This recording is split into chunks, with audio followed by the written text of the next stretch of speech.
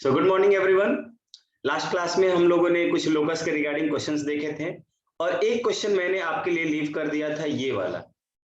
ठीक है, ये second part of this question. ठीक है, पहला वाला पार्ट तो मैंने खुद से ही सॉल्व किया था, इसको कैसे सॉल्व करेंगे ये देख लेते हैं एक बार। तो मुझे यहाँ पर दिया हुआ है, गिवन जो है ये दिया हुआ है कि गिवन क्या है,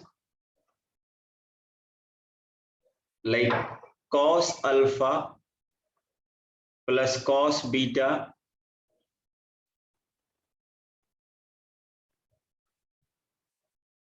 plus cos gamma,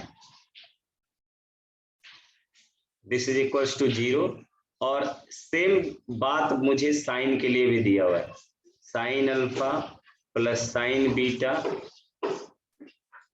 plus sine gamma, sine of gamma, right. तो मैंने आपको बताया था कि हम इसमें आयोटा से ये इक्वल्स टू 0, इसमें आयोटा से मल्टीप्लाई करके मैं बोलता हूं कि जो मुझे cos alpha plus iota sine alpha, ये मैंने लास्ट क्लास में बताया हुआ है, तो मैं यहाँ पे डायरेक्टली कर देता हूं, plus cos beta plus iota sine beta, and third one is plus cos gamma plus iota sine gamma. इन सब का सम भी मुझे 0 के बराबर मिलेगा, इन सब का सम भी मुझे किसके बराबर मिलेगा, 0 के बराबर। अब इन सब का सम 0 मिला और तो इसी को तो मैं e to the power iota alpha बोलूंगा plus e to the power iota beta भी बोलूंगा इसको, and next one is e to the power iota gamma, और इसकी वैल्यू मुझे 0 मिला। तो मैंने आपको बताया था कि इसको अगर मैं a की तरह ट्रीट करता हूं, इसको b की तरह ट्रीट करता हूं एंड इसको c की तरह ट्रीट करता हूं, so now I can write कि a plus b plus c की वैल्यू जो है वो मुझे 0 के बराबर मिल जाएगी। ठीक है, और मुझे ऑडियो गायब है, आवाज नहीं आ रही क्या सभी को? आ रहा है ना? दिव्या तुम्हारे ऑडियो का तबीयत खराब हो गया है। ठीक है, ये मुझे a प्लस बी प्लस सी की वैल्यू 0 मिली। अब मैं ये जानता हूं कि स्क्वायर वाली प्रॉपर्टी जो है a plus B plus C का होल स्क्वायर, क्योंकि मुझे 2 अल्फा चाहिए एंगल में, तो मुझे of course a plus B plus C का होल स्क्वायर चाहिए होगा। तो मैंने इसको बोल दिया कि ये a स्क्वायर हो जाएगा प्लस बी स्क्वायर हो जाएगा प्लस सी स्क्वायर हो जाएगा और plus 2 times of A B plus B C plus C A होगा, A B plus B C plus C A, right, ये हो जाएगा। और मुझे a plus B plus C तो 0 दिया हुआ है, तो मैं बोल सकता हूं कि देयरफॉर आई कैन राइट कि a square plus B square plus C square plus 2 times of A B plus B C plus C A, BC plus CA, this is going to be 0 because A plus B plus C तो 0 दिया है, तो 0 का whole square 0 हो जाएगा। तो यहां पर ये मुझे 0 दे दिया। अब मैं क्या चाहता हूं कि किसी भी तरह मुझे क्या करना होगा, देखो यहां पर अगर मैं इसको 0 दिखा दूं तो मेरा काम हो जाएगा। ठीक है, तो मैं इसको निकालना चाहता हूं। Now I am going to calculate this one. Now 1/a plus 1/b plus 1/c, इसकी वैल्यू क्या होगी? तो 1/a की वैल्यू जो होगा e to the power minus iota alpha होगा, प्लस इसकी value e to the power minus iota beta होगा, और इस 1/c की value e to the power minus iota gamma होगा, राइट। और e to the power minus iota alpha को मैं बोलूंगा कि ये भाई साहब cos alpha minus iota sine alpha हो जाएगा।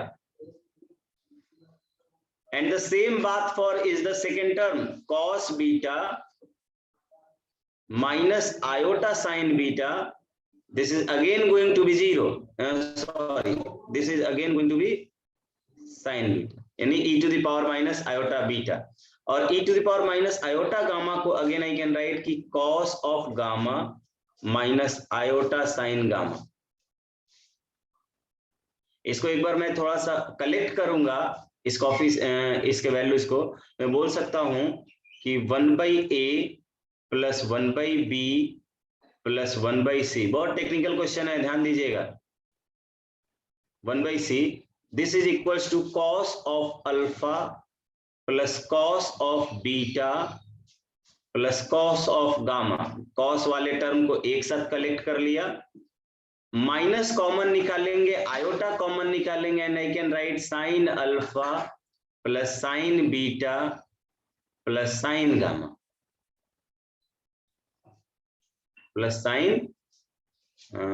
Plus sine gamma, right. और ये तो मुझे दिया हुआ ही है कि cos alpha plus cos beta plus cos gamma की वैल्यू 0 है, sine alpha plus sine beta plus sine gamma की वैल्यू 0 है। सो आई कैन राइट कि दिस इज 0 माइनस 0 आयोटा, तो 0 हो गया।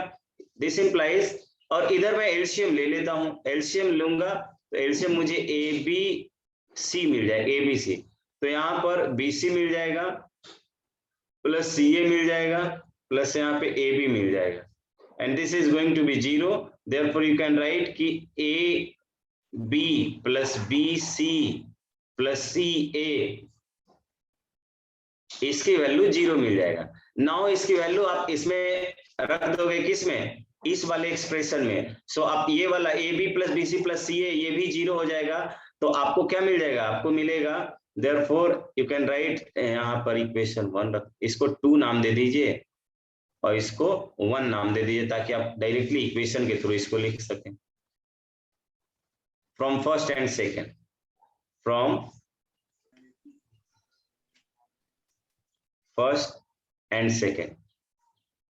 बोल तो निधिया, हो नहीं गया ये सर हो गया सर। हम वो ए स्क्वायर -1 अल्फा नहीं कर रहे थे, उस जो एज्यूम किए हो तो करोगे ही ना। ये 0 हो गया, और इसी की value e to the power minus ये a स्क्वायर है, यानी कि 2 आयोटा अल्फा हो जाएगा, e to the power 2 iota alpha. मैं डायरेक्टली लिख दे रहा हूँ, e to the power 2 iota beta हो जाएगा, और इसको मैं लिख सकता हूँ e टू द पावर 2 बन जाएगा iota gamma, and this is going to be 0। यहाँ पर मैं जैसे ही इसको एम्पलीट्यूड फॉर्म में, मॉडुलस एंड एम्पलीट्यूड फॉर्म में लिखूंगा, या एक्सपोनेंशियल फॉर्म से मैं ट्रिगोनोमेट्रिकल फॉर्म में या कोसाइन फॉर्म में जाऊंगा, तो मुझे डायरेक्टली जो प्रूफ चाहिए वो मिल जाएगा। ठीक है भाई, तो यही वाला पार्ट था आपका इस क्वेश्चन का, second number question. I think अब तो कर लोगे, अब तो इसमें कोई दिक्कत नहीं होना चाहिए। चलिए अब आते हैं locus of Z satisfying this certain condition. ठीक है, सर्टेन कंडीशन, इस सर्टेन कंडीशन को क्या है, argument of Z minus Z zero equals to theta. थोड़ा सा मैं ये एक्सप्लेन करना चाहता हूं कि जब मैंने आपको बताया था कि आर्गुमेंट ऑफ जेड का मीनिंग क्या होता है, कितने लोग बता सकते हैं? Just unmute, just raise your hand. इसका मीनिंग क्या होगा, आपको ज्योमेट्रिकल मीनिंग सिर्फ बताना है, geometrical meaning. Anyone?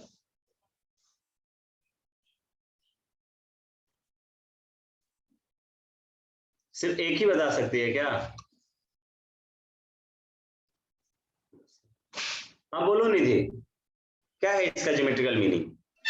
Sir angle form, sir मतलब पॉइंट को हम लोग ओरिजिन से ज्वाइन करेंगे तो जो एंगल वो फॉर्म करेगा एक्स एक्सिस से एंटी क्लॉकवाइज डायरेक्शन में, उसी को बोलेंगे। बहुत अच्छे, हाँ गुड। तो argument of z equals to theta, ये थीटा जो है यहाँ पे जेड जो है, ये सिर्फ जेड नहीं होता है, this is something like in this form, argument of Z minus zero is equal to theta.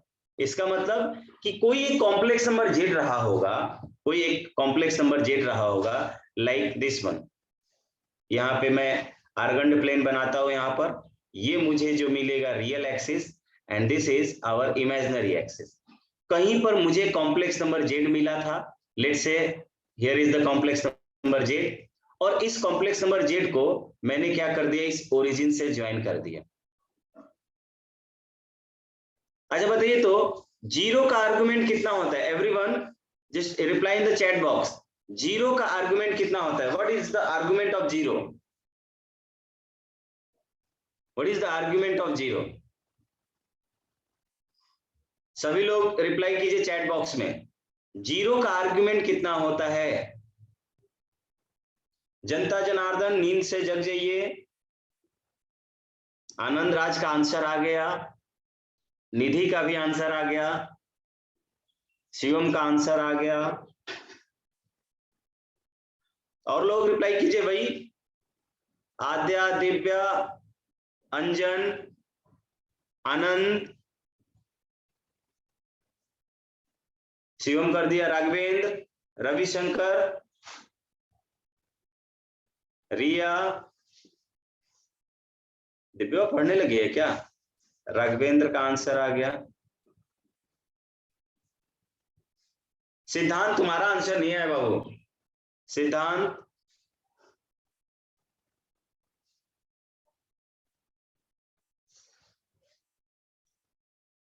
बहुत अच्छे।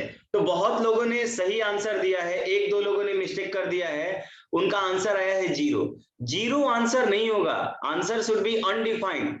जी, ये शायद मैंने लिखवाया भी है कि argument of zero is not defined. Zero का आर्गुमेंट, क्योंकि मुझे tan इनवर्स 0/0 मिल जाएगा, 0/0 जो होगा वो नॉट डिफाइंड यहाँ पे होगा। सो यहाँ पर देखिए, अब मैं टेक्निकली ज्योमेट्री की बात कर रहा हूं, तो इसका मतलब ये जेड की वैल्यू z-0 कर रहे हो, तो जेड से जीरो की ओर आ रहे हो, यानी कि ये जेड जो है इस लाइन पर कहीं पर हो सकता है, लेकिन ये डायरेक्टली ओरिजिन पर नहीं आएगा। सो यहाँ पे एरो लगा देता हूं, एरो लगाऊंगा, एरो का मतलब क्या होगा कि हम ओरिजिन पर नहीं आएंगे। तो ये क्या हो जाएगा, यहां से यहां तक जो एंगल बनाया है उसी को बोलेंगे थीटा। इसका मतलब कि लोकस कैसा होगा, तो ये locus of z is the line, कौन सा line, this one, joining origin, ठीक है, joining origin which makes an angle of theta in anti-clockwise direction with real axis, right? real axis के साथ जितना डिग्री का एंगल बनाया है, यानी कि थीटा एंगल बनाते हुए इस लाइन पर लाई करेगा। इसका मतलब ये जो मैंने व्हाइट वाला लाइन बनाया हूं ना, उस व्हाइट वाले लाइन पर जेड कहीं पर भी लाई करेगा, but this z can not reach to the origin. Origin पर रीच नहीं कर सकता है वो, ठीक है, क्योंकि ओरिजिन पर जैसे ही रीच करेगा तो z-0, तो z की वैल्यू भी 0 हो जाएगी ओरिजिन पर, तो 0-0, और आप बोल रहे हो कि 0-0 इज थीटा, तो 0-0 तो डिफाइंड ही नहीं होता, क्योंकि 0-0 तो 0 हो जाता, तो argument of 0 is not defined. इस और इधर राइट हैंड साइड में मुझे एक फिक्स्ड क्वांटिटी थीटा दिया हुआ है। So this complex number z can not reach up to the point origin, right? तो मुझे ये समझना था। तो यहाँ पर मुझे z-0 दिया था, तो मैंने 0 से क्या कर दिया, इसको जोड़ दिया। लेकिन यहाँ पर मुझे जो आर्गुमेंट दिया हुआ है, यहाँ पर जिसकी ज्योमेट्री मुझे डिफाइन करनी है, जस्ट वेट,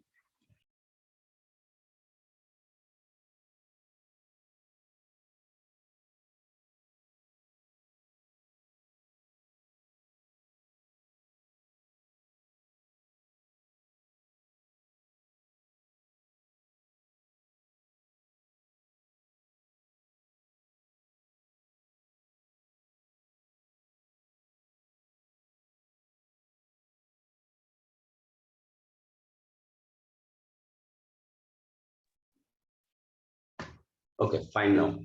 सो अब मैं यहाँ पर जो आर्गुमेंट मुझे यहाँ पे जिसकी ज्योमेट्री चाहिए वो है argument of z-z0 equals to theta. तो मैं कहूंगा कि यहाँ पर जो मुझे ज्योमेट्री मिलेगा, पहले तो मैं argon plane draw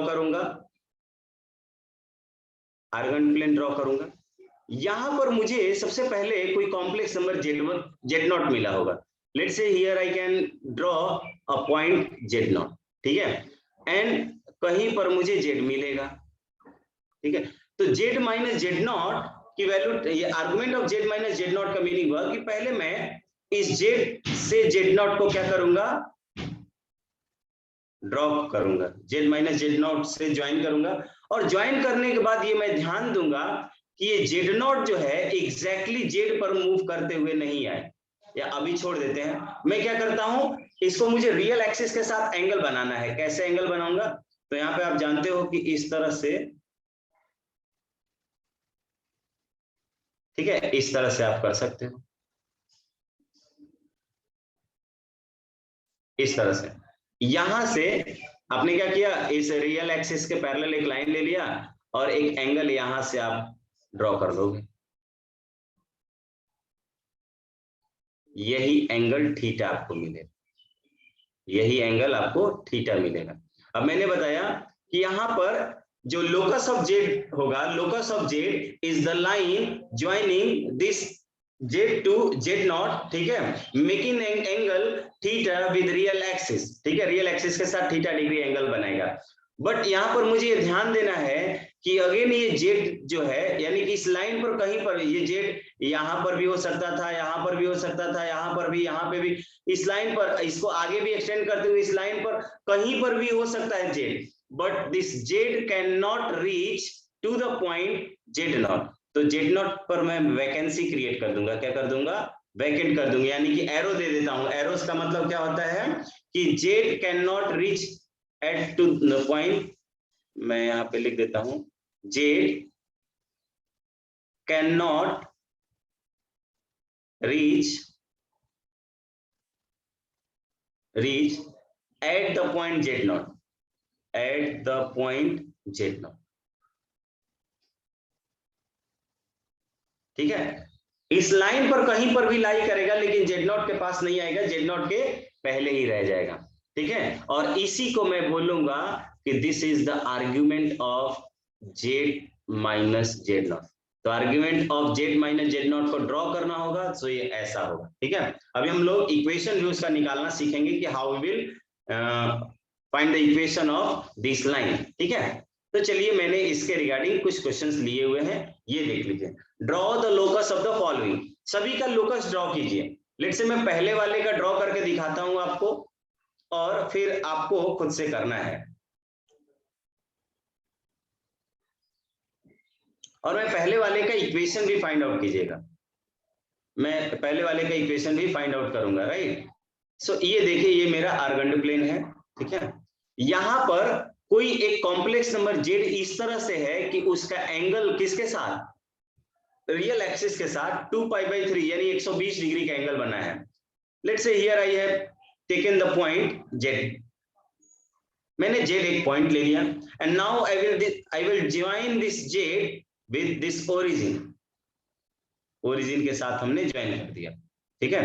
and this is our zero, this is our zero origin.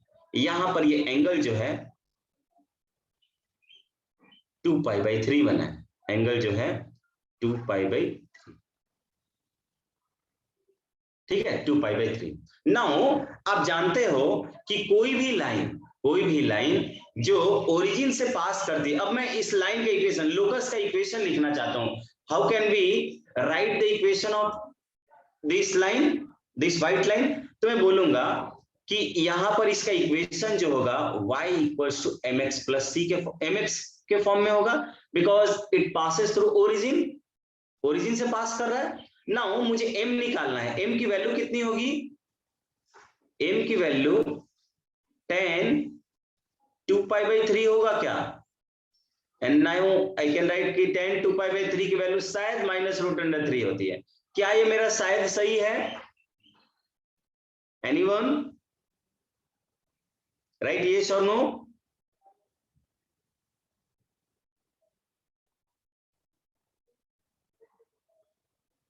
So y equals to -√3 into x, ठीक है। अब मुझे एक कंडीशन लगाना पड़ेगा, मुझे एक कंडीशन लगाना पड़ेगा।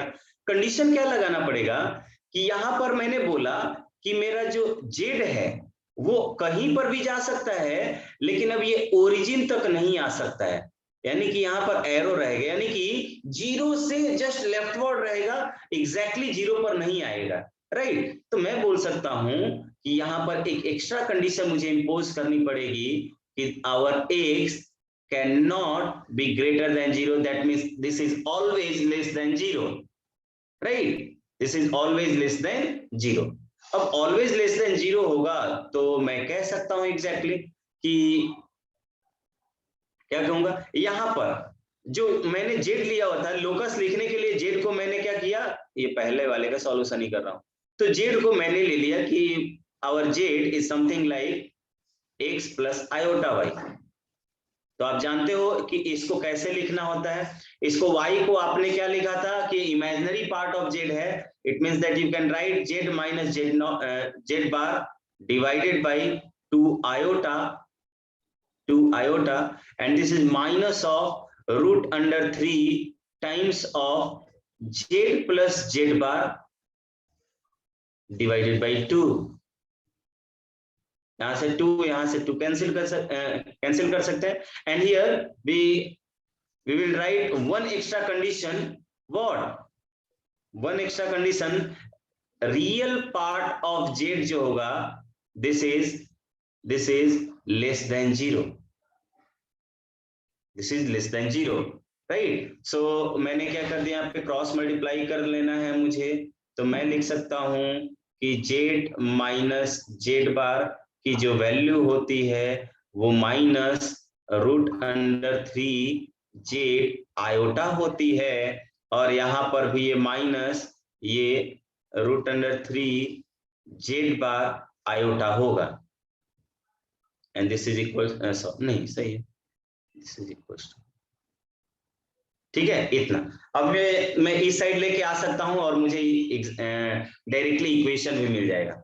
तो सभी को समझ में आया क्या? एवरीवन जस्ट राइट यस और no in the chat box, या जिसको नहीं समझ में आया they can raise your hand, ठीक है, so that we will proceed by another way, ठीक है। अब जिसको जिसको समझ में आया वो क्वेश्चन नंबर 2 करके दिखाइए, या क्वेश्चन नंबर 2 ट्राई कीजिए, क्वेश्चन नंबर 2 ट्राई कीजिए।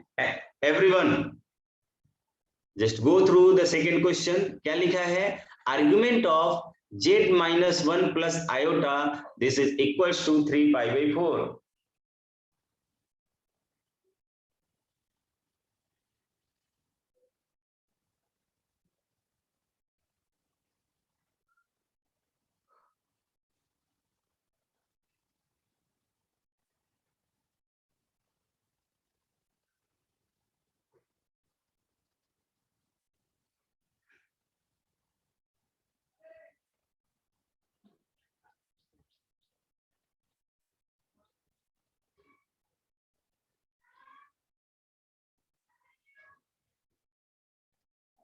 रियल, अगर रियल ज्योमेट्री क्लियर होगा तो यहाँ पर आपको कोई दिक्कत नहीं होने वाली है।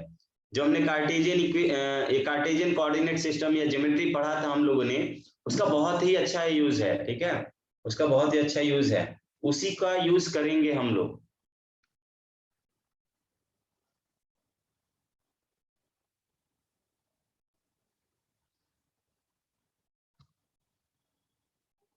हो जाएगा तो डन लिख दीजिएगा सभी लोग, अदरवाइज बोलिए तो मैं ये खुद से करके दिखाते रहूं। तो चलिए मैंने ले लिया। दूसरा क्वेश्चन है मुझे, second one, argument of Z, minus common यहीं पे निकाल लेता हूं, 1 माइनस आयोटा मिलेगा I think, and this is 3 pi by 4, 3 pi by 4। इसका मतलब कि अगर मैं एक आर्गन्ड प्लेन बनाता हूं,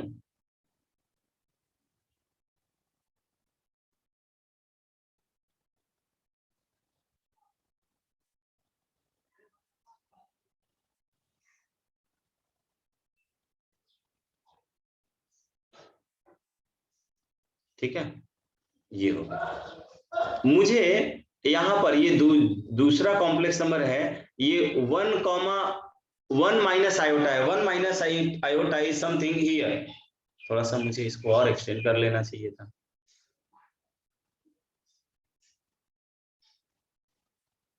ठीक है, चलिए चलता है। तो यहाँ पे x की वैल्यू 1 है और इमेजिनरी पार्ट -1 है, so here I can right what 1 comma -1, एकदम रियल जैसा रियल ज्योमेट्री होता है एकदम उस तरह से हमने इसको सॉल्व करना है। अब मैं पहले सॉल्व कर लेता हूं कि भाई जेड की वैल्यू तो मैं x plus iota y, z क्या लूंगा मैं, जेड क्या लूंगा x प्लस आयोटा वाई है। अभी मुझे पता नहीं है कि जेड कहाँ है, बस ये जानते हैं कि जेड इस लाइन मतलब इस 1 -1 से को ज्वाइन करेगा और ये 3π/4 एंगल बना रहा होगा। तो इसका मतलब कि tan 3π/4 उसका स्लोप हो जाएगा, क्योंकि मुझे फाइनली रियल एक्सिस के साथ ही लेना है ये। तो मैं बोलूंगा कि यहाँ पर इक्वेशन ऑफ लाइन होगा, ये पहले मैं लिख लेता हूँ इक्वेशन ऑफ लाइन जो मुझे मिलेगा that is going to be y minus y1, y1 कितना है -1, तो माइनस माइनस +1 हो जाएगा, इक्वल्स टू m की वैल्यू कितना है, मुझे -1 है, x माइनस x, ठीक है। m कितना मिलेगा, m जो मुझे मिलेगा वो tan 3π/4 मिलेगा, tan 3π/4। इसका मतलब कि मैं लिख सकता हूं y plus 1 this equals to -x plus 1, ये +1 कैंसिल हो गया, y इक्वल्स टू -x मुझे मिला। अब मैं डायरेक्टली लिख सकता हूं कि मुझे जो जेड मिला था वो जेड इस ओरिजिन से पास होगा और 345 डिग्री का एंगल बनाएगा। सो मैंने अपना जेड ऐसा बना लिया, देख लीजिए मैंने अपना जेड जो है वो ऐसा बना दिया कि here I can plot our z. Now I can write कि यहां पर जो भी रियल एक्सिस के पैरेलल कोई लाइन बना लीजिए और नाउ यू कैन से कि यहां से यहां का एंगल जो होगा वो 3π/4 होगा। और यहां से आप ये भी कह सकते हो कि मेरा ये जो जेड है वो एग्जैक्टली इस जेड नॉट पे नहीं आएगा, so we will put a arrow on this z and z nought का वैल्यू 1 कॉमा, जेड नॉट क्या है आपका 1 कॉमा -1, ठीक है। और दूसरा यहाँ पे लिख सकते हो कि अब आपका ये जो रियल पार्ट ऑफ जेड है यानी कि x जो है इस 1 से क्या होगा, लेफ्टवर्ड ही रहेगा, राइटवर्ड नहीं जाएगा। सो यू कैन राइट कि आपका जो x है, x this is less then -1 +1 ना, लेस देन 1। y भी आप लिख सकते हो कि y भी जो है, y भी हालांकि एक रखने पर दूसरा अपने आप हो जाता है, ठीक है, तो दूसरा लिखने की जरूरत नहीं है। और यू कैन राइट ऑल्सो कि y जो है, ये लिख ही लीजिए, y जो है वो ग्रेटर देन -1 होगा। ध्यान दीजिए इक्वल टू मत लगा दीजिएगा, इक्वल टू नहीं, इक्वल टू लगाने का मतलब कि उस पॉइंट पर रीच कर रहे हो, जबकि उस पॉइंट पर रीच नहीं होगा जेड का। अब यहां पर आप ये लगा सकते हो, मैं केवल लिख दे रहा हूं कि Z minus Z bar divided by 2 iota and this is again minus of Z plus Z bar divided by 2, ठीक है। And 2 extra conditions are real part of z, this is less than 0, and again imaginary part of z, this is greater than -1। is it clear to everyone? क्या ये clear है सभी को कि मैं locus कैसे लिख रहा हूं? तो here is the locus, equation of locus, and you can observe the locus, that locus of z is a straight line, ठीक है, joining to 1 -1, but this z cannot reach up to the point 1 -1, ठीक है। उसके बाद मैंने ये कुछ points लिए, इसको मैं एक बार argument of z less than 2π/3 and greater than π/3, इसको मैं एक बार बना देता हूं।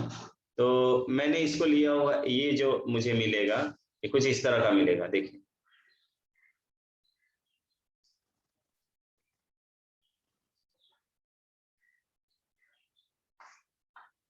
पहले मैं क्या करूंगा, एक π/3 वाला जेड जो ऐसा होगा जो π/3 एंगल बनाएगा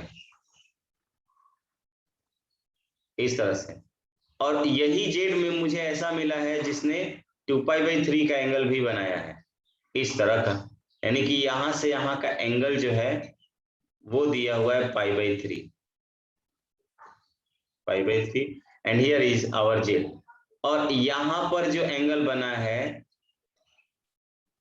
वो बना है 2π/3। तो इसका मतलब कि जेड जो है, कह रहा है कि आर्गुमेंट ऑफ जेड ऐसा है जिसमें π/3 से ज्यादा एंगल मिला हो और 2π/3 से कम एंगल मिला हो। सो आपका जो जेड लाई करेगा वो इस रीजन में लाई करेगा। So Z lies on this particular reason.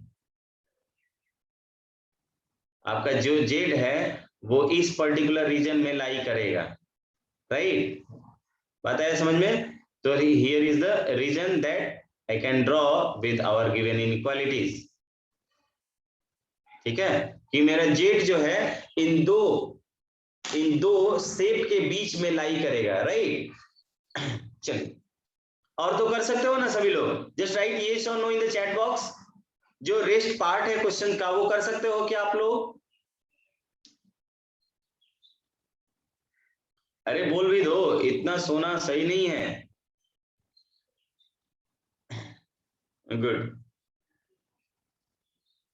चलिए आगे कर लेते हैं।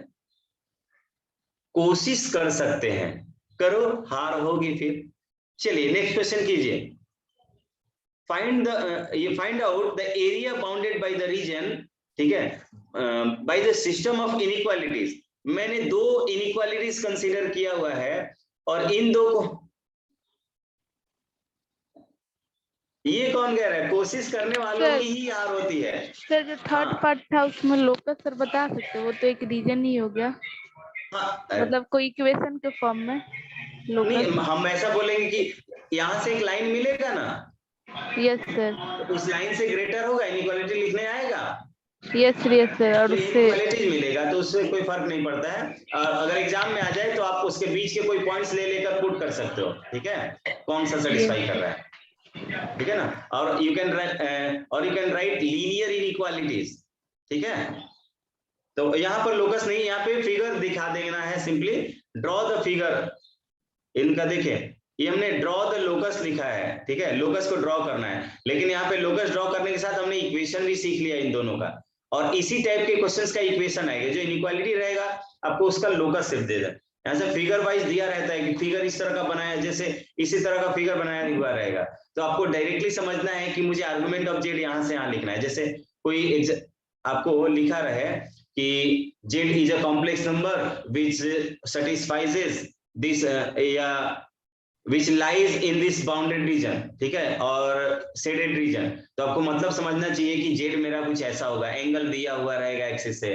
आप कह सकते हो कि आर्गुमेंट ऑफ जेड उस कॉम्प्लेक्स, जो भी कॉम्प्लेक्स नंबर इस पर्टिकुलर शेडेड रीजन में लाई करेगा, उसका आर्गुमेंट ऑफ जेड जो होगा वो π/3 से बड़ा होगा और 2π/3 से छोटा होगा, ठीक है। चलिए इस क्वेश्चन को सॉल्व कीजिए। और हम कह रहे थे कोशिश करने वालों की हार होती है भाई, ये बात ध्यान रखो। ये तो बेवकूफ बनाने के लिए लोगों को बोला गया है कि कोशिश करने वालों की कभी हार नहीं होती है, और तुम लोग उसको सही समझ बैठे। अब आप लोग बड़े हो गए हो तो थोड़ा सा सीखिए, ठीक है। मान लीजिए एग्जाम आप दिए ही नहीं, कोशिश करने का मतलब कि आप किसी एग्जाम में अपियर हो रहे हैं, एग्जाम में अपियर ही नहीं हुए तो कैसा पास और कैसा फेल, ठीक है। एग्जाम में अपियर होने के बाद ही पास और फेल होने का खतरा रहता है। चलिए भाई इस क्वेश्चन को कीजिए। सबसे पहले आपको यहां पर फिगर ड्रॉ करना पड़ेगा, फिगर ड्रॉ करना पड़ेगा।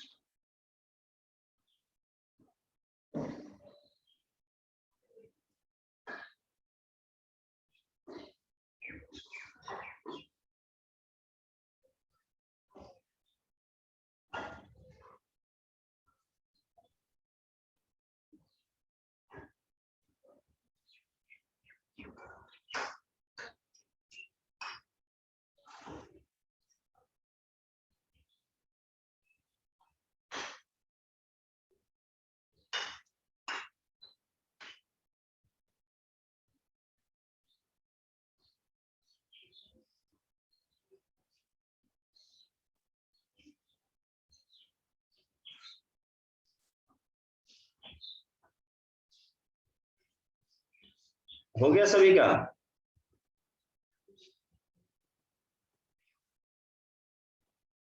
सो देखिए, मैंने ये भी ले लिया, दिस इज आवर एक्सिस, ये real axis and this is imaginary axis.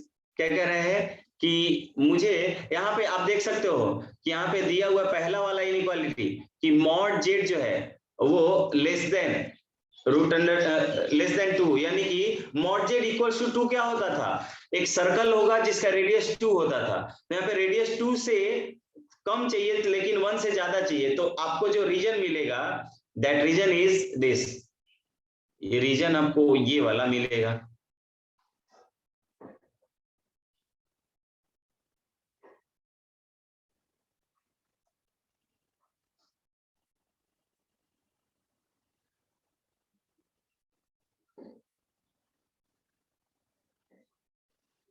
ये वाला रीजन मिलेगा गाइस, बताया समझ में?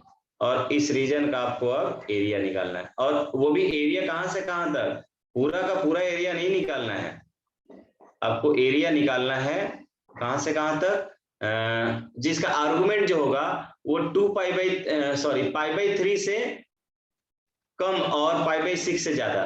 पाई बाई 3 में ज्वाइन कर लेता हूं कि pi by 6 is something here and pi by 3 is something here. So मुझे जो एरिया चाहिए वो ये वाला एरिया चाहिए, रिक्वायर्ड एरिया। इसको मैं ग्रीन से सेलेक्ट कर देता, ठीक है। जो मैंने येलो लाइन, येलो बोल रहा हूँ, ब्लू लाइन से जो मैंने सेट किया है वो किसका रीजन, वो सिर्फ पहले इनइक्वालिटी को कंसीडर करने पर, और जैसे ही दूसरा वाला इनइक्वालिटी करेंगे ये जो ग्रीन कलर का एरिया मिलेगा वही मेरा रिक्वायर्ड एरिया होगा। सो एरिया कितना होगा ये,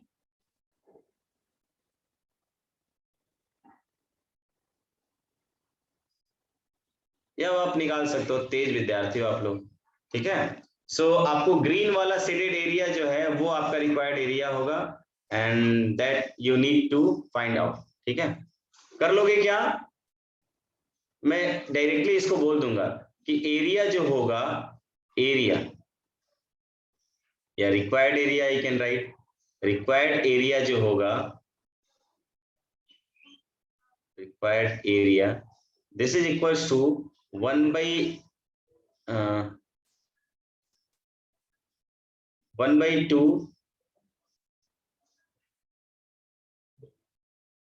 क्या लिख लें, किससे कर लें, theta by 360 degree pi r square. Area bigger sector minus area of smaller circle, जो 10 क्लास में सर्कल पढ़ते थे। हाँ, उसी से कर लेंगे, ठीक है। तो मैं इसे ऐसा लिख सकता हूं कि पाई आर स्क्वायर डी थीटा लिख देता हूँ गाइस, क्या लिख देता हूँ, डी थीटा, जितना रेडियस है उतना, मतलब जितना का आपको एंगल लेना है, ठीक है।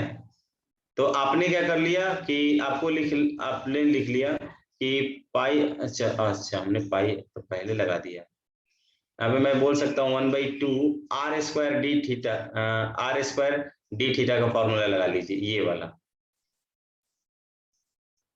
D theta, d theta is the difference of theta, तो आप यह कर लीजिए 1/2 आर स्क्वायर, ठीक है। डी थीटा की value pi by 6 minus pi by 3 minus pi by 6 हो जाएगा, इसका यूज कर लीजिए। आप इसको उससे भी कर लीजिएगा, अपना जो आप क्लास 10th के फॉर्मूले जानते हो उससे भी हो जाएगा, बट आप ये वाला प्रीफर कीजिएगा, ये ज्यादा बेटर होगा, ठीक है। नेक्स्ट क्वेश्चन देखते हैं।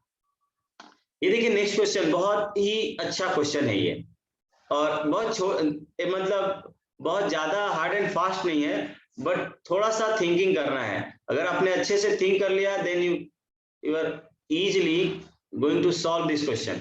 क्या लिखा हुआ है कि if z is a complex number, if लगा दे रहे हैं भाई, if z is a complex number satisfying the condition, कैसा कंडीशन सेटिस्फाई कर रहा है गाइस, ये कर रहा है कि आर्गुमेंट ऑफ जेड जो है उसका पाई बाई 6 है, आर्गुमेंट ऑफ जेड उसका कितना है, पाई बाई 6 है। देन आपको कह रहा है कि उस जेड से, मतलब जेड क्या कर रहा होगा, वो एक लाइन पर लाई कर रहा होगा जो ओरिजिन के साथ पाई बाई 6 एंगल बना रहा है। तो वहां से जेड कोई एक ऐसा पॉइंट लेना है ना जिसको 1 एक्स एक्सिस दूसरा कॉम्प्लेक्स नंबर 1 के साथ मैं क्या कर लूं, 1 के साथ ज्वाइन करूं तो मुझे मिनिमम लेंथ वहां से वहां तक का मिले। ठीक है, यानी कि 1 से उस कॉम्प्लेक्स नंबर का मिनिमम लेंथ क्या होगा वो कैलकुलेट कीजिए सभी लोग। ठीक है, ट्राई कर सकते हो क्या, एक बार ट्राई कीजिए खुद से। मैंने क्वेश्चंस का पार्ट भी लाया हुआ है तो आपको ज्यादा सही रहेगा, टाइमिंग तो है ना।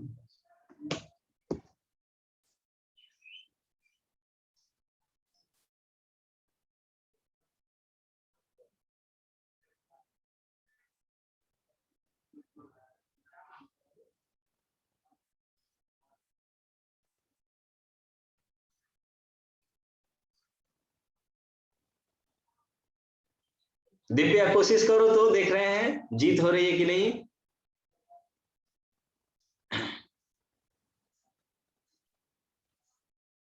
हमको लगता है सुबह सुबह तुम लोग जगे भी नहीं होते हो और बस क्लास ज्वाइन कर लेते हो ना।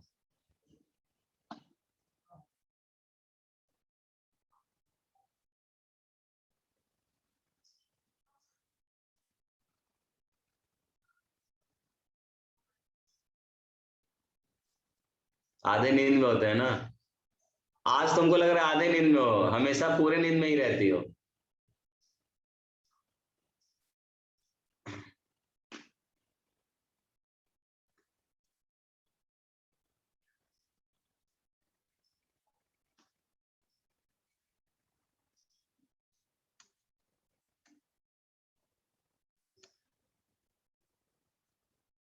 आनंद, आनंद राज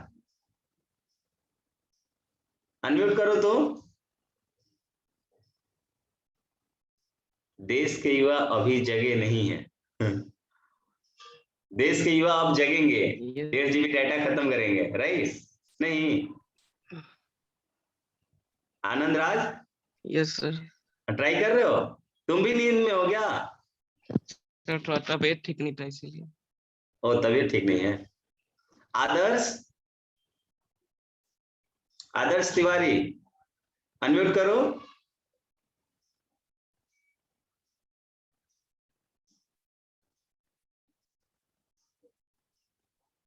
अच्छा अनम्यूट नहीं कर सकते हो क्या? अच्छा डीजे, अभी सुबह सुबह डीजे कौन बजाता है यार? बुढ़ापा आ गया, अभी तक तो डीजे देखे नहीं है सुबह सुबह 8 बजे। हाँ शादी हो रहा होगा तो विदाई हो रहा होगा तो लड़कियां रो रही होंगी, उसको डीजे मत बोला करो लेकिन। अच्छा कोई इवेंट है?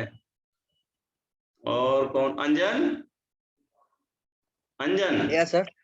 अच्छा यस जगह सर। हो, देखो ये लड़का जगा हुआ है, देश का युवा ऐसा होना चाहिए। नहीं ये क्वेश्चन कर रहे हो? यस सर कर कर रहे हो ना, ठीक। और कहें निधिया तू जगी है ना कि सो गई फिर से? निधि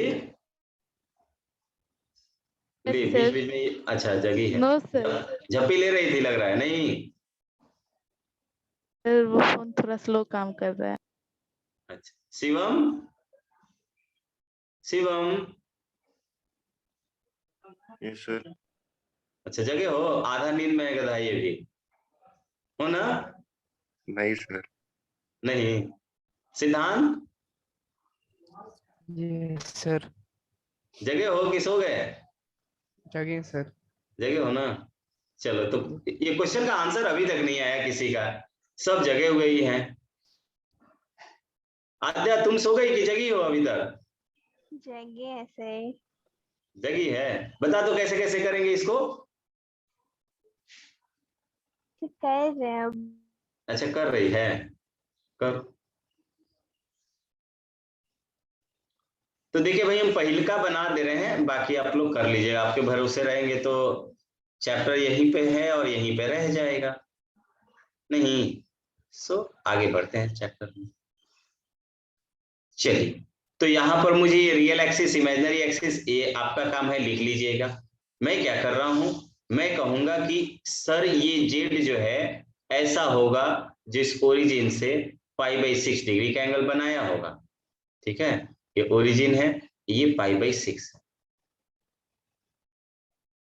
π/6 और दूसरा कॉम्प्लेक्स नंबर मुझे यहां पर जिससे मुझे निकालना है z माइनस z0 में वैल्यू 1 दिया हुआ है, 1 दिया हुआ है, 1 जो होगा समथिंग हियर, यहां पे होगा भाई, यहां पे होगा। अब मैं जानता हूं कि मुझे यहाँ पे z जो है वो कहीं पर भी इस व्हाइट लाइन पे लाई कर रहा है, मैं इसको लिख दे रहा हूं आपके लिए। z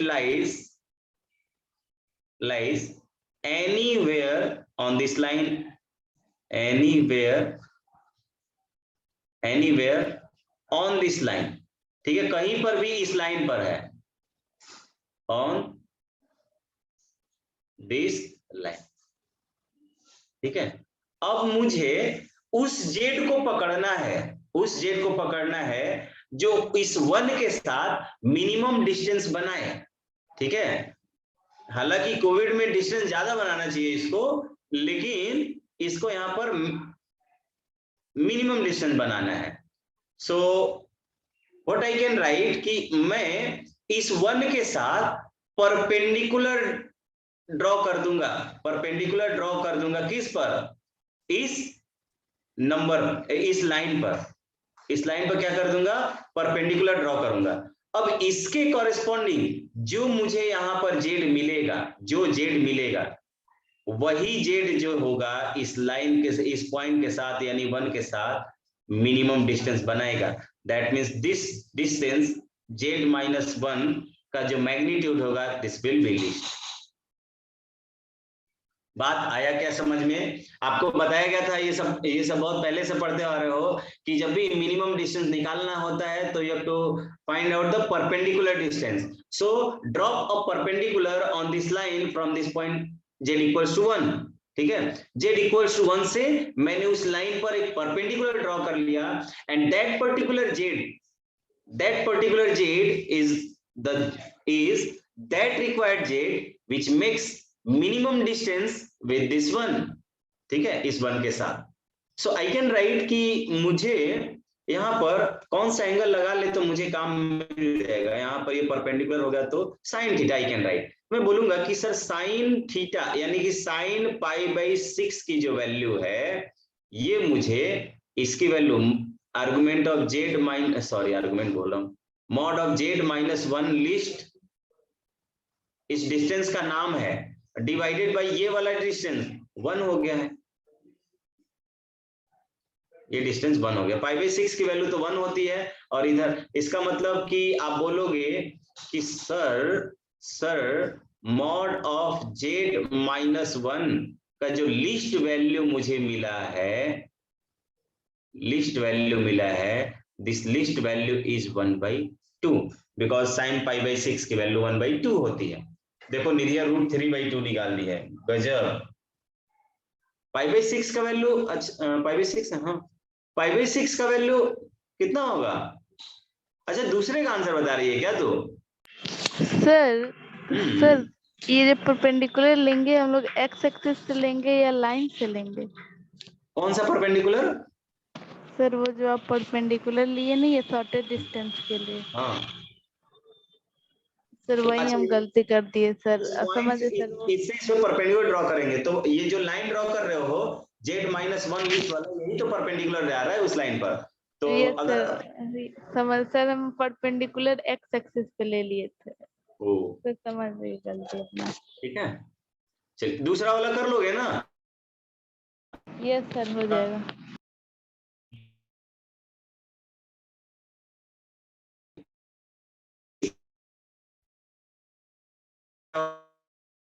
सर वॉइस नहीं आ रहा है।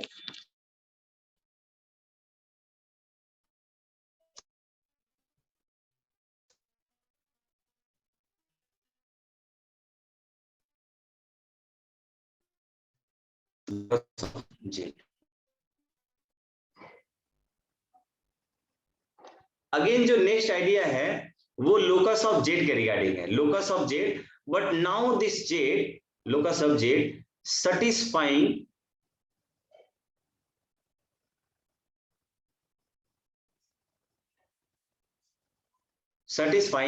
कैसा कंडीशन सेटिस्फाई करेगा?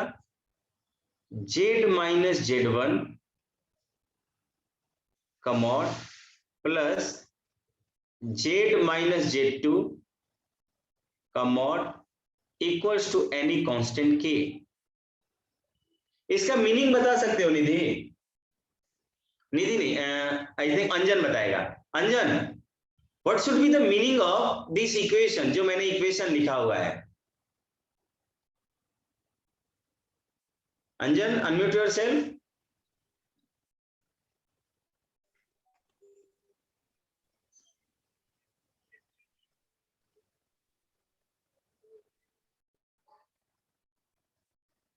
अंजन, आर यू देयर?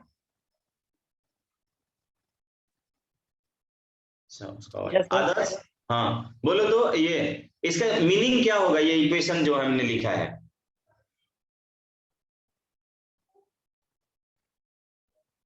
बता पाओगे?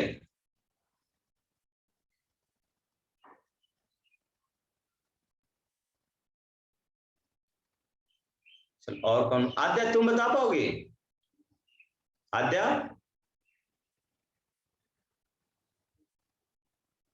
हाँ शिवम बताएगा। बताओ शिवम, थोड़ा सा बोल के बताओ तो फीलिंग आएगा थोड़ा मुझे।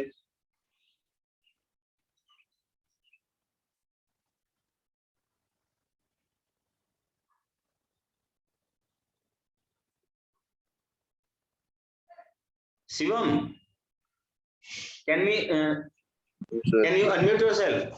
अच्छा बोल रहा है लेकिन मुझे सुनाई नहीं दे रहा है।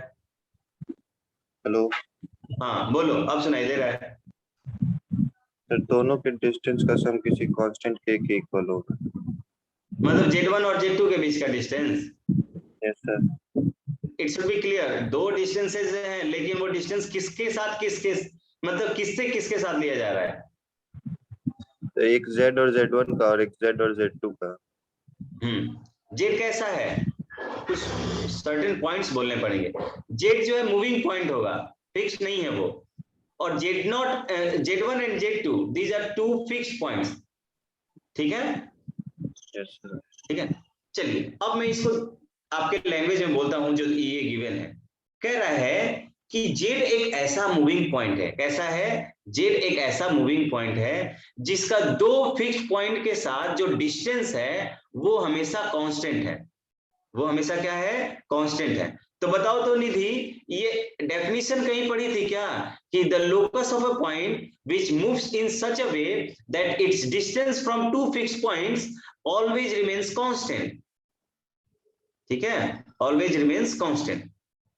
बहुत अच्छे आदर्श, बहुत अच्छे, बहुत अच्छे।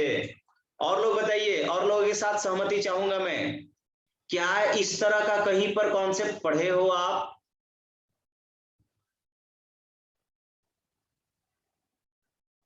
अंजन का आंसर आया सर्कल, शिवम का आंसर आया परपेंडिकुलर बाइसेक्टर, आदर्श का आया कहा ऐसा पढ़े हो आदर शिवम और अंजन? ये तो हम लोगों ने इलिप्स में देखा था ना, इलिप्स में देखा था, इलिप्स में देखा था, राइट? तो मैं बोल सकता हूं, मैं बोल सकता हूं यहां पे कि मैंने पढ़ा था कि the locus of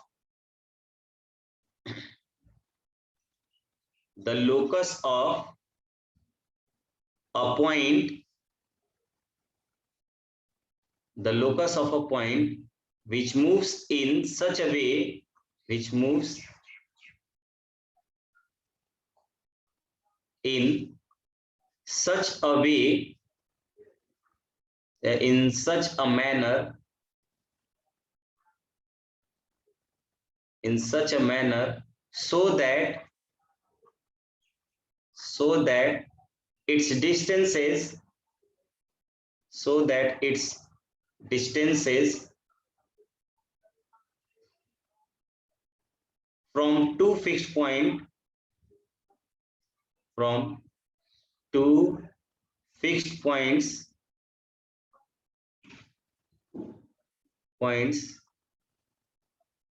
always remains constant, always remains constant, remains constant. हमेशा क्या होगा, कांस्टेंट हो, ठीक है।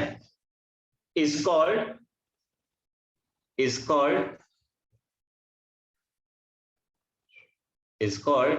an ellipse, an ellipse, an ellipse। अब मैं आपसे एक सहमति चाहूंगा कि ये हमेशा इलिप्स नहीं होगा, ये हमेशा इलिप्स नहीं होगा। कुछ मैंने कंडीशन बताया था इस कांस्टेंट के लिए, इस कांस्टेंट के लिए मैंने कुछ कंडीशन बताया था। Everyone write down that condition which make it a ellipse, जो इसको इलिप्स बनाएगा ही बनाएगा, ये मैंने कंडीशन आपको लिखाया हुआ था। Everyone just write down your answer in the chat box.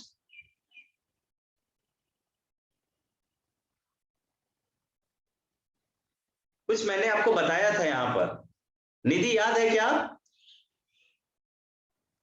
अंजन, निधि याद है तुम लोग को? आद्या, दिव्या, किसी को कुछ भी? शिवम बता दो, तुम्हें बोल नहीं पा रहे हो तुम लोग? नहीं याद है सर। अच्छा, हम नहीं थे क्लास में। अरे गधी, इलिप्स का क्लास नहीं की थी? सर हाँ। फिक्स्ड पॉइंट से मतलब सर लोकस से फोकस से दोनों पॉइंट का डिस्टेंस जो है हमेशा दोनों फोकस के डिस्टेंस से बड़ा होना चाहिए। एग्जैक्टली मैं बोलूंगा कि यहाँ पर जो दो फिक्स्ड पॉइंट के साथ डिस्टेंसेस होते थे, जिसको मैं फॉकी बोलता था, तो वो फॉकी जो होता था यानी डिस्टेंसेस बिटवीन फोकस, डिस्टेंस यानी कि मैं बोलूंगा दिस कांस्टेंट,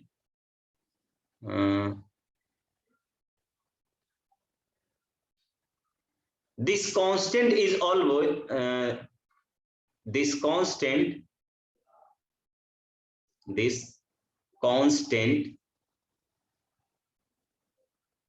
is always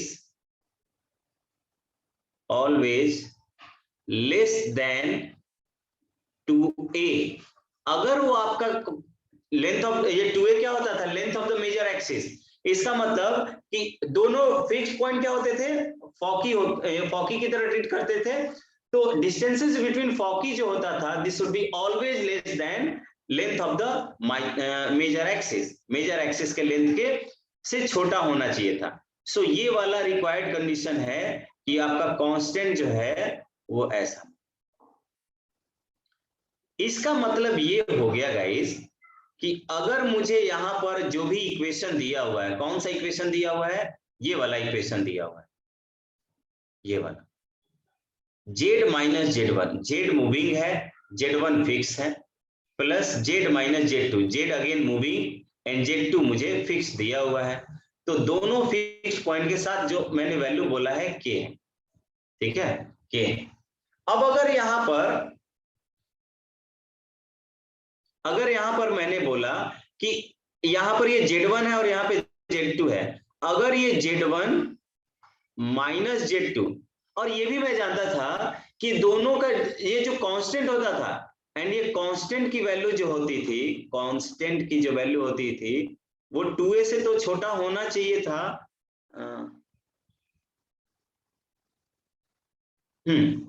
ये कांस्टेंट नहीं, डिस्टेंस मैंने थोड़ा सा उल्टा लिख दिया। कांस्टेंट इक्वल्स टू, थोड़ा सा मुझे दूसरे लैंग्वेज में लिखना चाहिए। वेट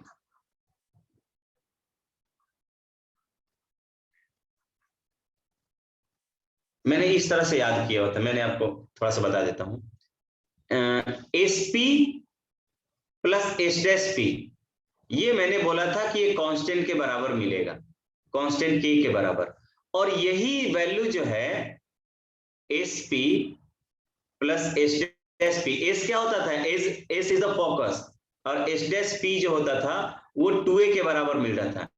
यानी कि ये जो डिस्टेंसेज हैं, यानी कि कांस्टेंट जो वैल्यू होती थी वो 2a के बराबर मिलता था, वो 2a के बराबर मिलता था।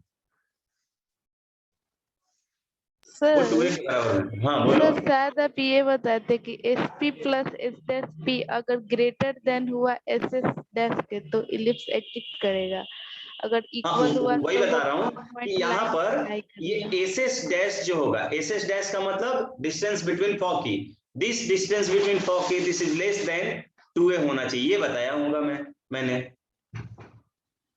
ये बताया था ना। सर आप ये बताए थे कि मतलब जो दोनों पॉइंट का डिस्टेंस है वो एस एस डैश से बड़ा होना चाहिए। एसएस डैश से बड़ा होना चाहिए दोनों पॉइंट का डिस्टेंस। एसएस डैश तो वही दोनों पॉइंट है, fix point. S and S dash क्या है, ये दोनों फॉकी होगा, तो दोनों फॉकी का जो डिस्टेंस है वो क्या होना यस चाहिए, समझ गया सर, हाँ तो वो वो बड़ा छोटा है होना SS चाहिए 2a से, ठीक है। तो मैं यस यहाँ पर ये समझ लिखवाना था कि यार 2a से जो लेस देन मिला था वो डिस्टेंस बिटवीन फॉकी मिला हुआ था, तो यहाँ पे मैंने पॉइंट्स के फॉर्म में डिस्टेंस बिटवीन फॉकी नहीं लिखना चाहता था तो कांस्टेंट लिख दिया। नाउ अब मैं इसको कंपेयर करता हूँ, इस अगर एसपी था, अगर मैं पी को कोई कॉम्प्लेक्स नंबर मान लेता, लेट से जेड, और एस को मैं z1 मान लेता, तो दोनों के बीच के डिस्टेंस को मैं z माइनस z1 ही लिखता, तो मैं इसको बोलूंगा कि ये मुझे क्या मिल जाएगा, ये मुझे ऐसे मिल जाएगा कि z माइनस z1, देखिएगा मैं इससे कंपेयर करूंगा, z minus z1 plus z minus z2, z1, हाँ कौन लिख रहा है ये, आई थिंक आदर्श लिख रहा है, हाँ आदर्श ये फॉकी ही होंगे, z माइनस z2 इसकी वैल्यू k के बराबर हमने मानी हुई है। अब अगर ये k को हम 2a की तरह ट्रीट कर लें, k को क्या मैं मान लेता हूं कि लेंथ ऑफ मेजर एक्सिस के बराबर हो, और यहां पर z1 और z2 के बीच का डिस्टेंस यानी z1 माइनस z2 जो है वो क्या हो जाए, इसका मॉड जो है वो लेस देन हो जाए इस k से, k का मतलब कि 2a से, k का मतलब क्या हो जाएगा 2a से, लेस देन हो जाए किससे, लेस देन 2a से, तो आप बोलोगे कि इसकी जो ज्योमेट्री होगी दैट इज समथिंग एलिप्स, ये क्या हो जाएगा, देन ये एलिप्स को शो करेगा। बात आया क्या समझ में, बात आया क्या समझ में सभी को, ठीक है, आना चाहिए समझ में, आना चाहिए, ये एलिप्स हो जाएगा, राइट। और ये एलिप्स कैसा होगा ये भी देख लेते हैं, ये एलिप्स जो है ये ऐसा वैसा नहीं होगा, ये कुछ ऐसा हो जाएगा, देखिए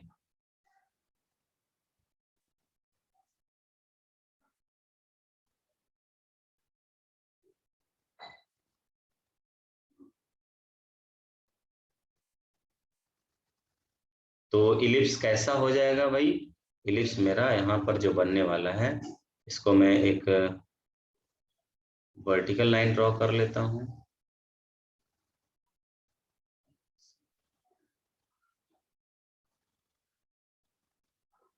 vertical line, this is our horizontal line, ये मेरा इलिप्स यहाँ पे देखिए, यहाँ पर कहीं पर भी मैं z1 को मान लेता हूँ, this is z1 and this is z2, और मेरा जो z है वो कहां पर लाई कर रहा होता है, यहाँ पर लाई कर रहा होता है, z is something here, and मैं कहता हूं कि इन दोनों का सम, यही तो z, यही मुझे क्या मिला है, यही जो डिस्टेंस है मुझे z माइनस z1 मिला है, और यही डिस्टेंस मुझे z माइनस z2 मिला है, ठीक है, z माइनस z2 मिला है, तो मैंने बोल दिया कैसा हो जाएगा। अब दूसरा कंडीशन मैंने बोल दिया, यानी कि यहाँ पर कि mod of z minus z1,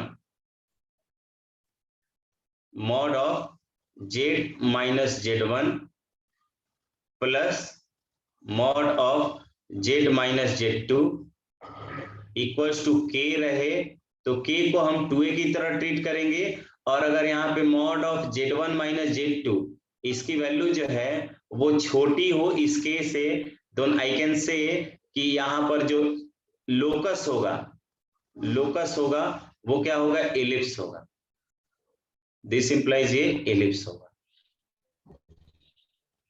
ठीक है। और दूसरा कंडीशन, ये तो पहला कंडीशन है, अब अगर ऐसा ही कंडीशन दिया हुआ है कि यहाँ पे सेम कंडीशन दिया हुआ है और लिखा हुआ है, लेट से मैं कर लेता हूं, एक बार इसको लिख लेता हूं कि z माइनस z1 दिया हुआ है प्लस z माइनस z2 दिया हुआ है, जेड माइनस जेड टू दिया हुआ इक्वल टू के दिया हुआ है, लेकिन यहां पर आपने जो वैल्यू निकाला किसका, Z1 माइनस Z2 यानी दोनों फिक्स्ड पॉइंट का जो डिस्टेंस निकाला उसकी वैल्यू इस के बराबर आ गया, छोटा नहीं आया, बराबर आ गया। तो क्या रिप्रेजेंट करेगा ये, थोड़ा सा सोचिएगा तब बताइएगा आंसर। जस्ट थिंक एंड अगर हो सके तो पेन पेपर का यूज करो and try to think about this. Anyone, सोचिए सभी लोग, फिर से पूछिए। यहां पे लिखा हुआ है कि अगर सेम इक्वेशन दिया जाए Z minus Z one plus Z minus Z two, इन दोनों का मॉडुलस लेके हमने के बराबर दिया, और यहां पर अब z one minus Z two यानी दोनों फिक्स पॉइंट के बीच का डिस्टेंस जो है वो के बराबर आ रहा है। पहले वाले में के से छोटा आ रहा था, लेकिन अब के बराबर आ रहा है। तो इस केस में कैसा फिगर बनेगा, यानी लोकस ऑफ जेड क्या होगा, एनीवन?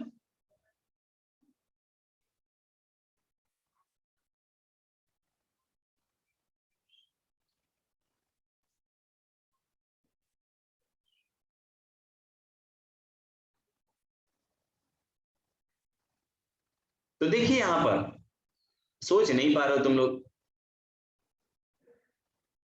सर सब मेजर एक्सिस पे लाई करेगा सर। मेजर एक्स, देखिए ये सिर्फ लाइन होगा।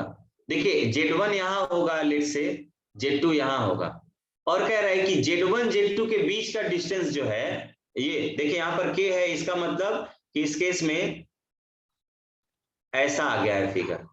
बात कैसा है कि दोनों को ऐड कर रहे हैं, दोनों को ऐड कर रहे हैं। जैसे लेट से मैंने क्या बोला, ये मेरा लेंथ हुआ है और एक लेंथ ये हुआ, दोनों का लेंथ जोड़ रहे हैं, तो पहले एंड से लास्ट एंड का मुझे सम मिल रहा है। इसका मतलब कि मैं बोलूंगा कि जेड इज समथिंग हियर, इसके Z1 और Z2 के बीच में होगा।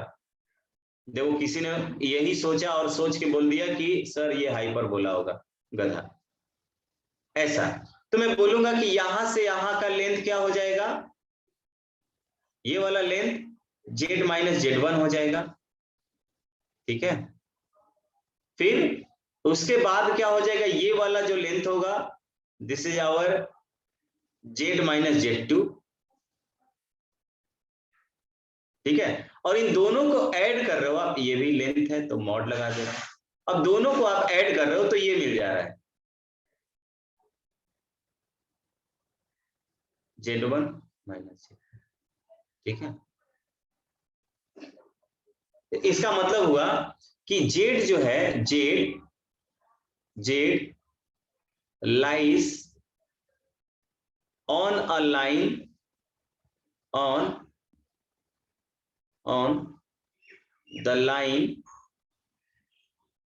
on the line joining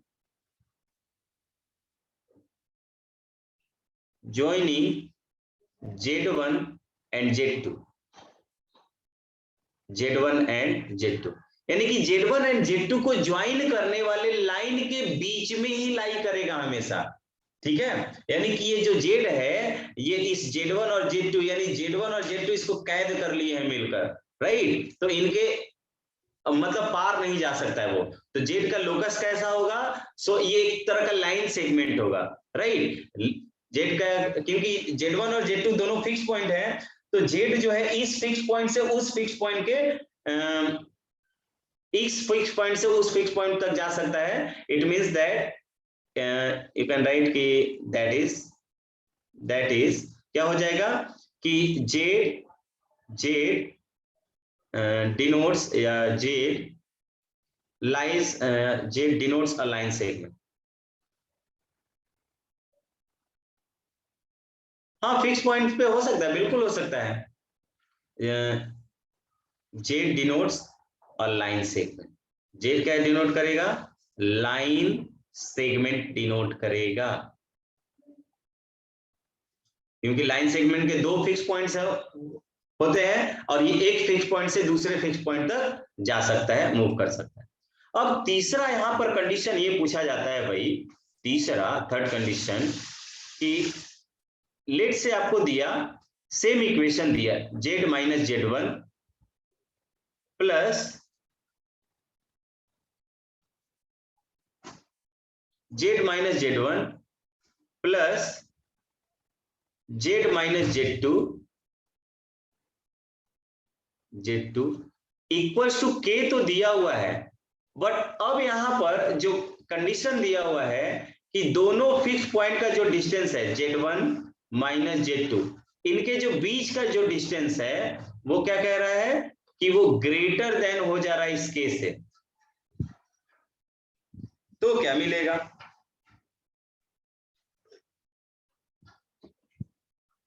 सभी लोग सोचिए एंड देन आंसर सर कीजिएगा। कोई पी पॉइंट एग्जिट नहीं करेगा। बहुत अच्छा, तो यहां पर इम्प्टी बनेगा, इम्प्टी फिगर बनेगा, यानी कि empty set. You can write empty set, क्योंकि any figure is a kind of set. ठीक है, जितना भी आप ज्योमेट्री ड्रॉ करते हो एक तरह का सेट ही होता है। तो हम बोलेंगे कि ये इम्प्टी सेट होगा, यानी कि इम्प्टी सेट का मतलब कि there is no existence of such z, इस तरह के जेड का कोई एग्जिस्टेंस नहीं मिलेगा मुझे। तो मुझे ये कलर मिल क्यों नहीं रहा? इम्प्टी स्पेस यानी empty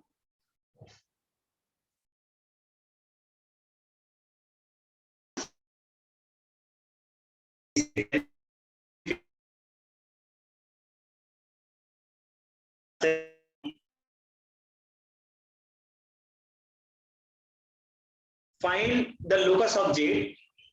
My question is find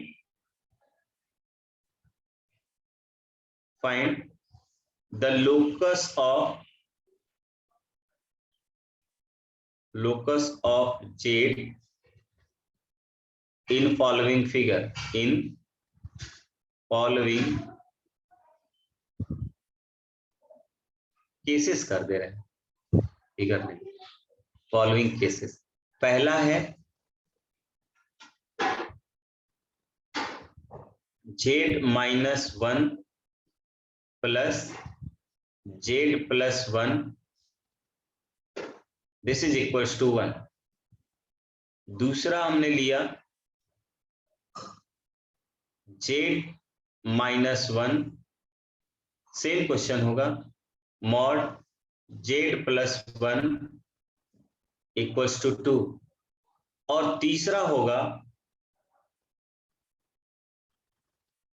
z minus 1 plus z plus 1 equals to 3। चलिए सभी लोग ट्राई कर दीजिए, एक ही साथ आंसर चैट रिप्लाई कर दीजिए। 1 2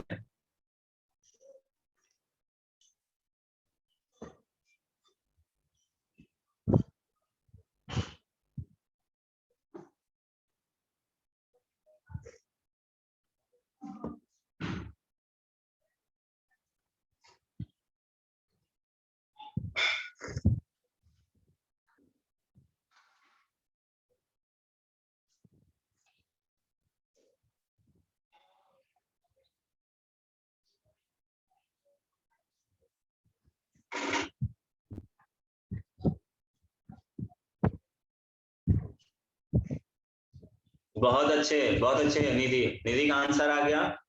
और लोग भी रिप्लाई कीजिए भाई।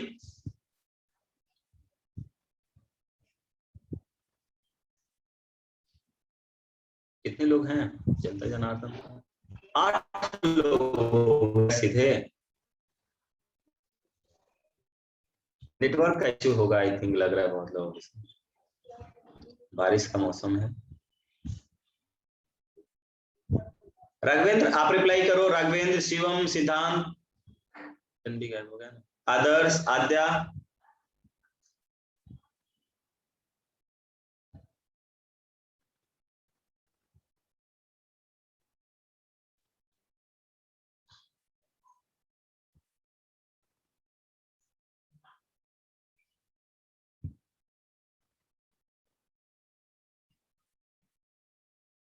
चलिए तो नहीं आ रहा है आंसर, मैं कर दे रहा हूं। यहां पर Z1 की वैल्यू 1 है, Z1 कितना है 1, और Z2 की वैल्यू जो है वो -1 है। तो Z1 माइनस Z2 की जो वैल्यू होगा, यानी कि Z1 माइनस Z2 का जो मॉड होगा गाइस, वो मुझे मिला है 2। वो मुझे कितना मिला है? 2 मिला है। अब अगर ये 2 हो गया तो मैं देख रहा हूं कि Z1 माइनस Z2 की वैल्यू 2 है और ये कांस्टेंट, ये A से ज्यादा हो जा रहा है, 1 से ज्यादा हो रहा है। इसका मतलब पहला वाला फिगर एम्प्टी फिगर होगा। ये कौन सा होगा? एम्प्टी। एम्प्टी। यहां पर Z1 माइनस Z2 की जो वैल्यू है कांस्टेंट K के बराबर आ रहा है, तो मैं बोलूंगा कि यहाँ पे लाइन सेगमेंट बनेगा। कैसा बनेगा? Line segment. एग्जैक्टली याद कीजिएगा, लाइन सेगमेंट वेयर दिस, और कैसा line segment? Where Z lies on the line joining Z1 and Z2। Line segment मुझे मिलेगा। अंजन फिगर का नाम लिखना था तो 1/2 क्या क्या तो लिख रहे हो, और यहां पर Z1 माइनस Z2 की वैल्यू 2 आई है and this 2 is less then 3, तो दिस इज आवर एलिप्स। ये मुझे क्या मिलेगा? एलिप्स मिलेगा। ठीक है भाई, चलिए नेक्स्ट क्वेश्चन मैं लिखता हूं। Next question, if a complex number Z, if a complex number Z, complex number Z satisfying the condition, satisfying the condition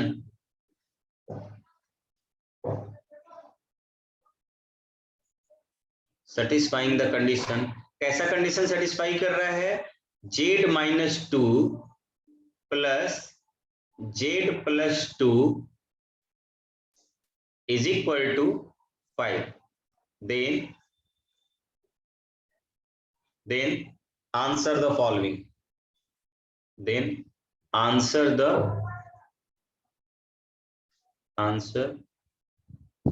following.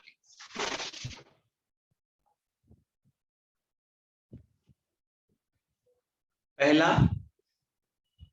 write down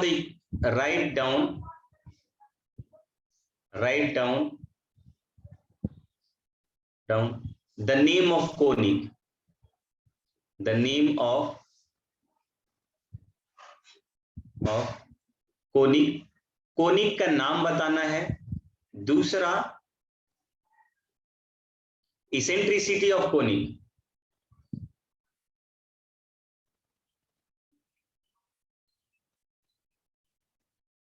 eccentricity of the conic. conic का eccentricity बताना है। Third one is length of major and minor axis. Length of major and minor axis. minor axis कर दे रहे हैं। length of major and minor axis। चौथा, fourth क्या है? length of latus rectum.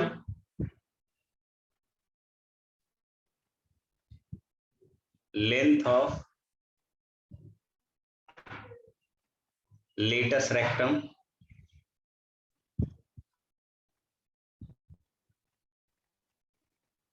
length of latus rectum.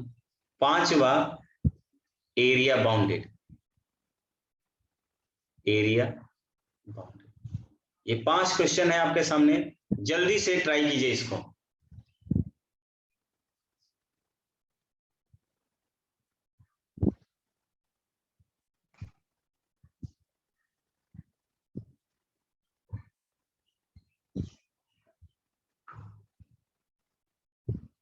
ये आप लोग कर लीजिएगा इसको, ठीक है? मैं आगे देख ले रहा हूं, इसको घर पे कर लीजिएगा।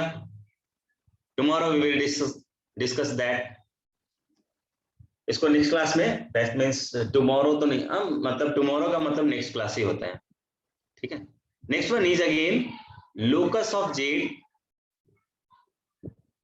लोकस ऑफ जेड satisfying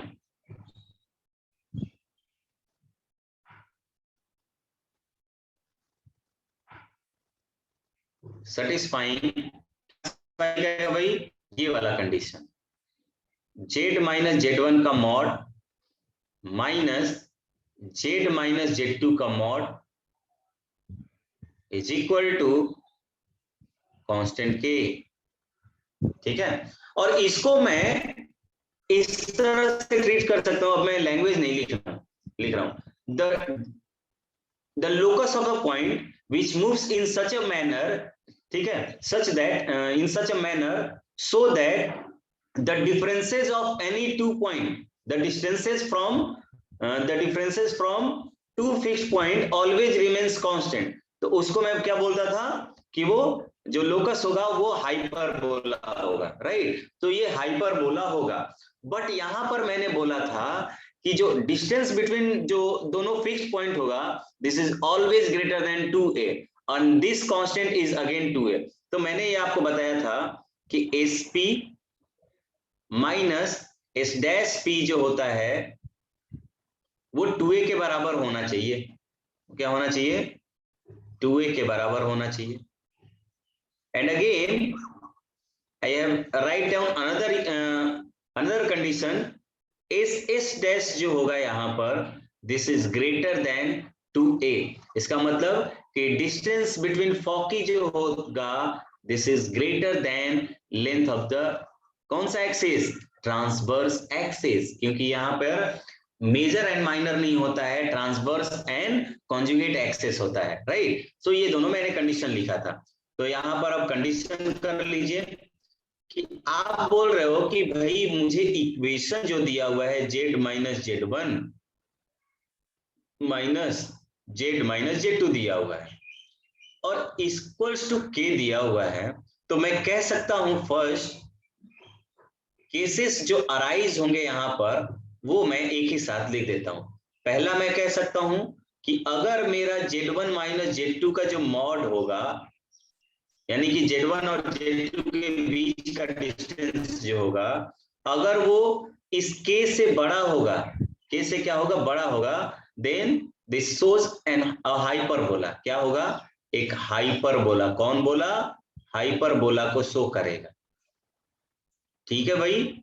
और दूसरा, अगर ये z1 माइनस z2 अगर ये किसी इसी कांस्टेंट k के बराबर आ जाए तो क्या शो करेगा? जस्ट थिंक अबाउट दिस, सोचिए इसके बारे में, तो थोड़ा सा सोचिए।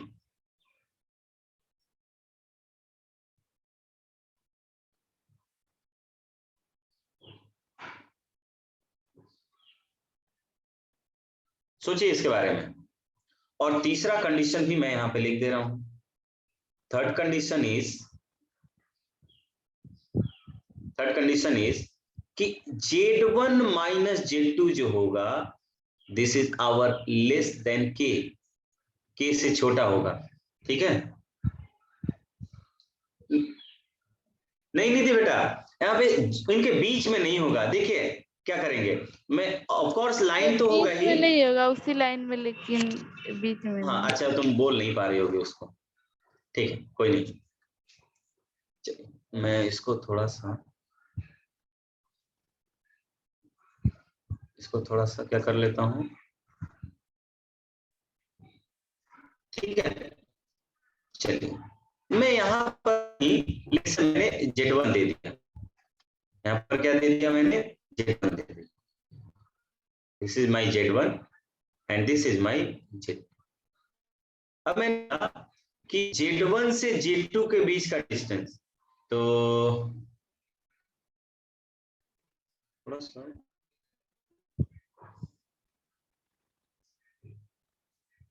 यहां पर मैं z2 कर देता हूं और यहां पर मैं z1 कर देता हूं।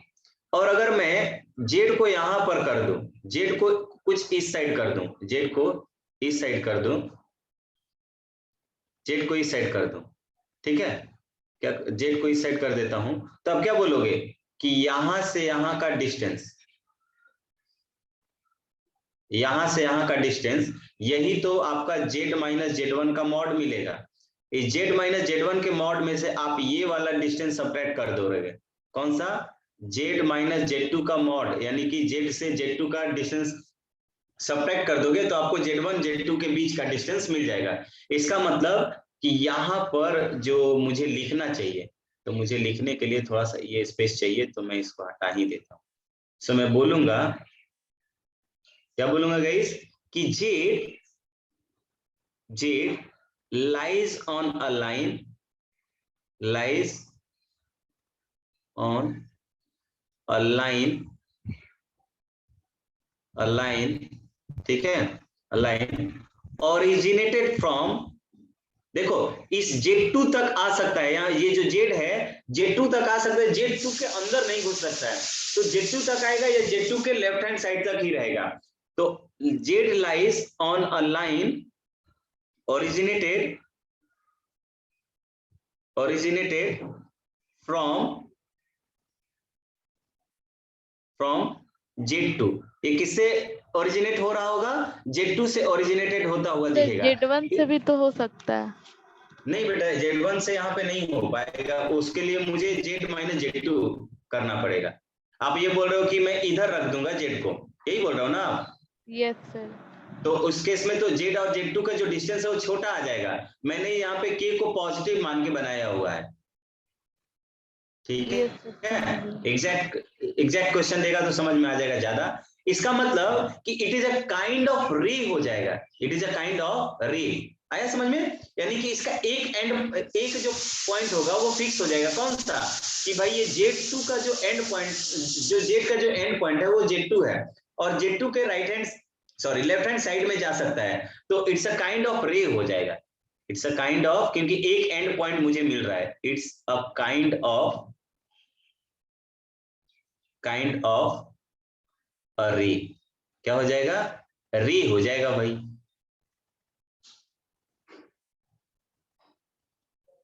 एक रे के जैसा हो जाएगा। और मैं तीसरा कंडीशन भी लिख देता हूं कि if our Z1 minus Z2 is greater than कि लेस देन ना, ग्रेटर देन वाला तो हो गया, लेस देन K। तो इस केस में एम्प्टी स्पेस बनेगा, एम्प्टी फिगर बनेगा, एम्प्टी सेट बनेगा, because there is no such existence of Z is possible.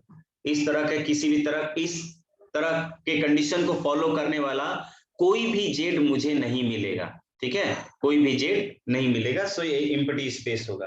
तो यहां से भी एक क्वेश्चन लिख लेते हैं, यहां से मैं क्वेश्चन दे देता हूं आपको, मैंने क्वेश्चन लिया हुआ है।